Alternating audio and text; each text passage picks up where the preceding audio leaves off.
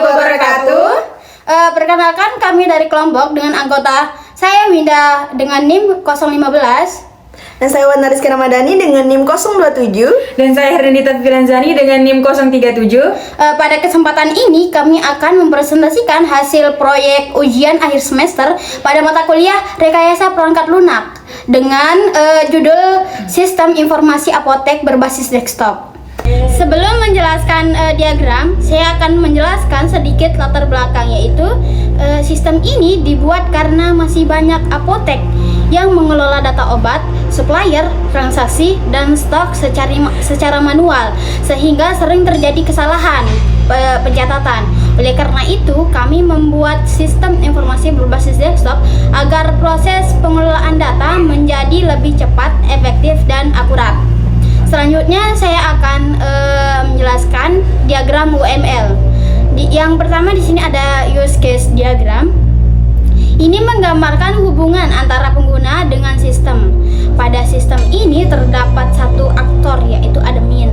Admin dapat melakukan login, mengelola data obat, mengelola supplier, melakukan transaksi penjualan, melihat laporan, dan logout. Nah, selanjutnya di sini ada activity diagram. Di sini menunjukkan alur aktivitas penggunaan saat menggunakan aplikasi, dimulai dari login, masuk ke dashboard, memilih menu, mengelola data, menyimpan data, hingga logout. Nah, selanjutnya ada sequence diagram. Di sini menjelaskan urutan komunikasi antara pengguna, sistem, dan database. Sebagai contoh, saat login, pengguna memasukkan username dan password. Sistem memvalidasi data ke database. Jika sesuai, maka dashboard ditampilkan. Selanjutnya di sini ada kelas diagram. Di sini menunjukkan struktur data dalam sistem. Kelas utama terdiri dari user, obat, supplier, dan penjualan. Setiap kelas memiliki atribut masing-masing dan saling berhubungan untuk mendukung proses transaksi. Demikian penjelasan UML dari saya. Selanjutnya, saya akan menjelaskan mengenai DFD dan ERD. Yang pertama, saya akan menjelaskan tentang DFD terlebih dahulu. DFD atau Data Flow Diagram. Data flow diagram digunakan untuk menggambarkan bagaimana aliran data di dalam sistem.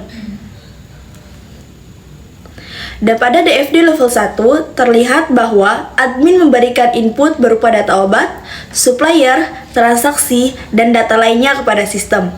Data tersebut diproses, kemudian disimpan ke database dan menghasilkan output berupa laporan penjualan maupun informasi data obat. Dan pada DFD level 2 dan level 3, proses dijelaskan lebih rinci, misalnya proses pengelolaan data obat, transaksi penjualan, dan pembuatan laporan. Dengan DFD, kita dapat mengetahui bagaimana data berpindah dari pengguna menuju sistem hingga menghasilkan informasi. Selanjutnya saya akan menjelaskan tentang ERD atau Entity Relationship Diagram. ERD digunakan untuk menggambarkan hubungan antar tabel pada database. Pada sistem ini terdapat beberapa entitas, yaitu user, obat, supplier, dan penjualan. Entitas penjualan berhubungan dengan entitas obat karena setiap transaksi menggunakan data obat yang tersedia. Sedangkan supplier berhubungan dengan data obat sebagai pemasok obat ke apotek. ERD membantu proses pembuatan database sehingga hubungan antar data menjadi lebih terstruktur dan mengurangi redundansi data. Demikian penjelasan mengenai DFD dan ERD. Selanjutnya, saya akan menjelaskan flowchart dan mockup, kemudian mendemonstrasikan aplikasinya. Jadi, flowchart merupakan diagram yang menggambarkan alur kerja sistem. Proses dimulai ketika pengguna membuka aplikasi. Kemudian pengguna melakukan login, lalu jika username dan password benar, maka sistem akan menampilkan dashboard.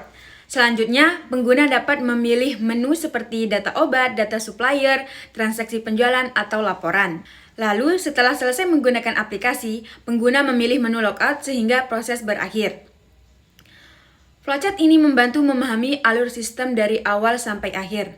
Next, di sini ada mockup. Mockup adalah rancangan tampilan aplikasi seperti proses pembuatan program. Mockup pada sistem kami terdiri dari halaman login, dashboard, data obat, data supplier, transaksi penjualan, data obat, dan laporan penjualan. Dengan adanya mockup, kami dapat menentukan data letak menu dan tampilan aplikasi sehingga lebih mudah digunakan oleh pengguna. Jadi sekian penjelasan dari flowchart dan mockupnya. Kita lanjut ke demo singkat aplikasi.